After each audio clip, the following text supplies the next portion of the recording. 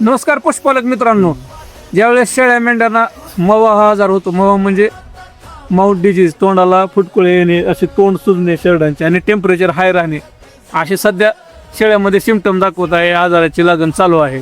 तर त्याला उपचार करत असताना पेन्सिलिनचे इंजेक्शन देऊन त्याला 2 ते 3 दिवस 8 तास कंपनीचे वॉक्सिटो ट्यूब, जे की हर्बल वुंड मॅनेजमेंट ऑइंटमेंट आहे, ते हर्बल असल्यामुळे हे पूर्ण तोंडाला लावल्यानंतर 2 ते 3 दिवसामध्ये जखमा भरून येतात आणि शेरडांचा माउथ डिजीज पूर्णपणे क्लिअर होतो.